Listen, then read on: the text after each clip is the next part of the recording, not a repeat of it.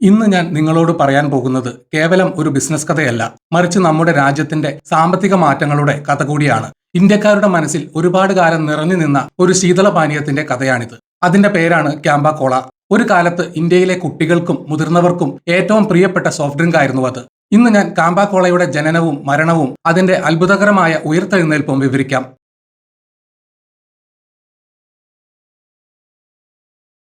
1970കളിലെ ഇന്ത്യയെക്കുറിച്ച് നമുക്ക് ആദ്യം നോക്കാം. അന്ന് ഇന്ത്യയിൽ ഏറ്റവും കൂടുതൽ വിറ്റുപോയിരുന്നത് കൊക്കക്കോളയായിരുന്നു. ഇന്ത്യയിലെ എല്ലാ നഗരങ്ങളിലും കൊക്കക്കോള ലഭ്യമായിരുന്നു. എന്നാൽ 1977-ൽ ഇന്ത്യൻ രാഷ്ട്രീയത്തിൽ വലിയ മാറ്റങ്ങൾ ഉണ്ടായി. അടിയന്തരാവസ്ഥയ്ക്ക് ശേഷം ഇന്ത്യയിൽ പുതിയ സർക്കാർ അധികാരത്തിൽ വന്നു. ജനതാ പാർട്ടി ആയിരുന്നു അന്ന് രാജ്യം ഭരിച്ചിരുന്നത്. മൊറാർജി ദേശായി ആയിരുന്നു ഇന്ത്യയുടെ പ്രധാനമന്ത്രി. ഈ സർക്കാർ വിദേശ കമ്പനികൾക്കായി ഒരു പുതിയ നിയമം കൊണ്ടുവന്നു. വിദേശ കമ്പനികൾ തങ്ങളുടെ കമ്പനിയുടെ കൂടുതൽ ഓഹരികൾ ഇന്ത്യക്കാർക്ക് നൽകണം എന്നായിരുന്നു ആ നിയമം. അതോടൊപ്പം പാനീയമുണ്ടാക്കുന്ന രഹസ്യക്കൂട്ട് സർക്കാരിനെ അറിയിക്കണമെന്നും അവർ കർശനമായി ആവശ്യപ്പെട്ടു. എന്നാൽ കൊക്കക്കോള കമ്പനി ഈ നിയമം അംഗീകരിക്കാൻ തയ്യാറായില്ല. തങ്ങളുടെ രഹസ്യക്കൂട്ട് പുറത്തുവിടാൻ അവർക്ക് താല്പര്യമില്ലായിരുന്നു. തങ്ങളുടെ കമ്പനിയുടെ ഓഹരികൾ വിട്ടു നൽകാനും അവർ തയ്യാറായില്ല. അതോടെ കൊക്കക്കോളയ്ക്ക് ഇന്ത്യ വിട്ടു പോകേണ്ടി വന്നു. ഒറ്റയടിക്ക് ഇന്ത്യയിലെ കടകളിൽ നിന്നും കൊക്കക്കോള അപ്രത്യക്ഷമായി. ജനങ്ങൾക്ക് കുടിക്കാൻ പ്രിയപ്പെട്ട കോള ഇല്ലാതായി. വിപണിയിൽ വളരെ വലിയൊരു ശൂന്യതയുണ്ടായി. ആ ശൂന്യത നികത്താൻ ഇന്ത്യൻ സർക്കാർ തന്നെ അന്നൊരു ശ്രമം നടത്തി. അവർ 77 എന്ന പേരിൽ ഒരു പുതിയ കോള പുറത്തിറക്കി. കൊക്കക്കോള ഇന്ത്യ വിട്ട വർഷമായ 77നെ സൂചിപ്പിക്കാനാണ് 77 എന്ന പേര് നൽകിയത്. എന്നാൽ ആ പാനീയം ജനങ്ങൾക്ക് വലിയ ഇഷ്ടമായില്ല. അതിന്റെ രുചി ആളുകളെ ഒട്ടും ആകർഷിച്ചില്ല. ജനങ്ങൾ ആ പാനീയം നിരസിച്ചു. ഈ സമയത്താണ് പ്യുവർ ഡ്രിങ്ക്സ് ഗ്രൂപ്പ് എന്ന കമ്പനി രംഗത്ത് വരുന്നത്. മോഹൻ സിംഗ് എന്ന വ്യക്തിയായിരുന്നു ഈ കമ്പനിയുടെ ഉടമ. 1949 മുതൽ ഇന്ത്യയിൽ കൊക്കക്കോള ഉണ്ടാക്കാനും വിതരണം ചെയ്യാനും കൊക്കക്കോള കമ്പനിയെ സഹായിച്ചിരുന്നത് പ്യുവർ ഡ്രിങ്ക്സ് ഗ്രൂപ്പ് ആയിരുന്നു. അവർക്ക് ഇന്ത്യയിൽ വലിയ ഫാക്ടറികൾ ഉണ്ടായിരുന്നു. കൊക്കക്കോള ഇന്ത്യ വിട്ടപ്പോൾ പ്യുവർ ഡ്രിങ്ക്സ് ഗ്രൂപ്പ് വലിയ പ്രതിസന്ധിയിലായി. അവരുടെ ഫാക്ടറികൾ അടച്ചുപൂട്ടേണ്ടി വരുമെന്ന അവസ്ഥ വന്നു.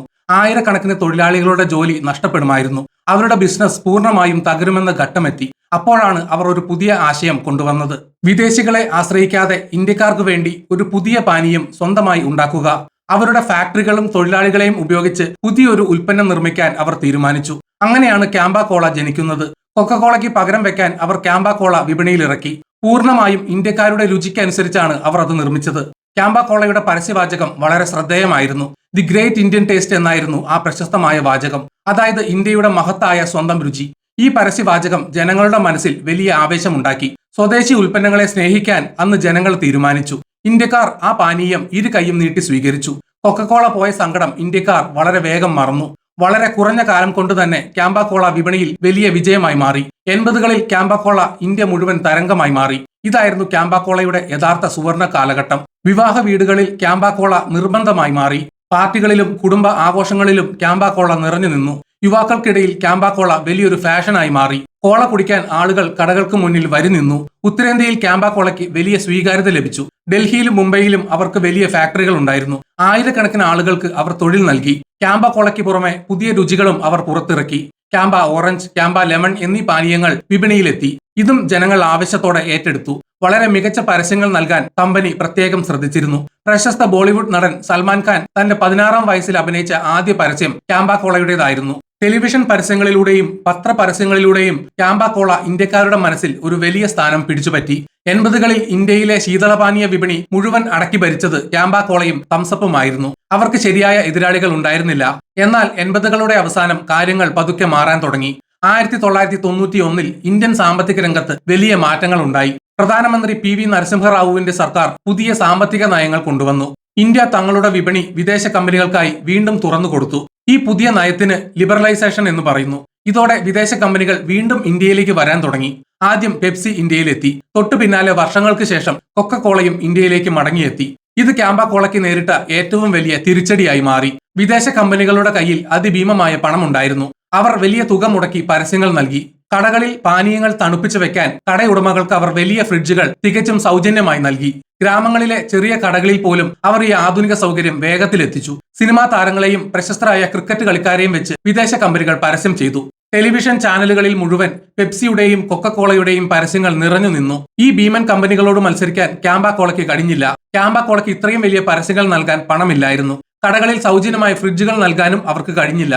തങ്ങളുടെ വിതരണ ശൃംഖല മെച്ചപ്പെടുത്താനും അവർക്ക് സാധിച്ചില്ല. പതിയെ പതിയെ ക്യാമ്പ കോളയുടെ വിൽപ്പന കുറഞ്ഞു വന്നു. കടകളിൽ നിന്നും ക്യാമ്പ കോള അപ്രത്യക്ഷമാകാൻ തുടങ്ങി. പുതിയ തലമുറ പെപ്സിക്കും കൊക്കക്കോളയ്ക്കും പിന്നാലെ പോയി. പഴയ തലമുറയ്ക്ക് മാത്രം ക്യാമ്പ-കോള ഒരു ഓർമ്മയായി അവശേഷിച്ചു. കമ്പനിക്ക് വലിയ സാമ്പത്തിക നഷ്ടങ്ങൾ ഉണ്ടായി തുടങ്ങി. തൊഴിലാളികൾക്ക് കൃത്യമായി ശമ്പളം നൽകാൻ കഴിയാത്ത അവസ്ഥ വന്നു. കമ്പനിയുടെ കടം നാൾക്ക് നാൾ പെരുകി വന്നു. 90കളുടെ അവസാനത്തോടെ ക്യാമ്പ-കോളയുടെ പതനം പൂർണ്ണമായി.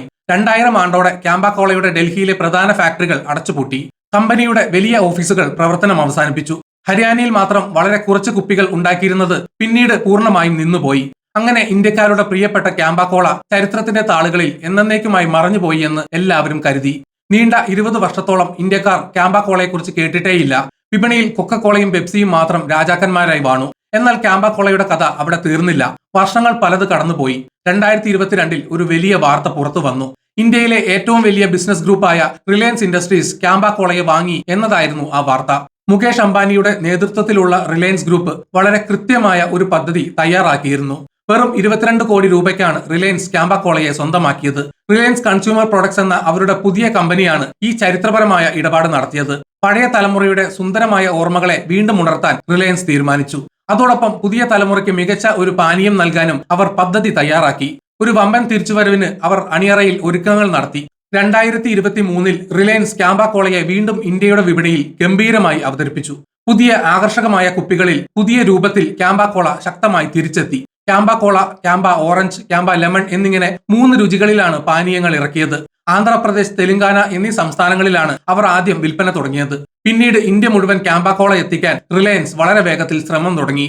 അവരുടെ വിപണന തന്ത്രം വളരെ ബുദ്ധിപരമായിരുന്നു. വില കുറച്ച് കൂടുതൽ സാധനങ്ങൾ വിൽക്കുക എന്നതാണ് റിലയൻസിന്റെ പ്രധാന രീതി. കൊക്കക്കോളയ്ക്കും പെപ്സിക്കും വളരെ വലിയൊരു വെല്ലുവിളിയാണ് റിലയൻസ് ഇതിലൂടെ നൽകിയത്. വിലയുടെ കാര്യത്തിൽ റിലയൻസ് ഒരു വലിയ വിപ്ലവം തന്നെ വിപണിയിൽ സൃഷ്ടിച്ചു. വിപണിയിൽ കൊക്കക്കോളയുടെ ചെറിയ കുപ്പിക്ക് 20 രൂപ വിലയുള്ളപ്പോൾ റിലയൻസ് ക്യാമ്പ-കോളയുടെ ചെറിയ കുപ്പി വെറും 10 രൂപയ്ക്കാണ് വിൽക്കുന്നത്. ഇത് സാധാരണ ജനങ്ങളെ വളരെ വേഗം ആകർഷിച്ചു. 500 മില്ലി കുപ്പികൾക്കും വില വളരെ കുറവാണ് നൽകിയത്. ജിയോമാർട്ട് പോലെയുള്ള റിലയൻസിന്റെ സ്വന്തം കടകളിലൂടെ അവർ ക്യാമ്പ-കോള ധാരാളമായി വിറ്റു.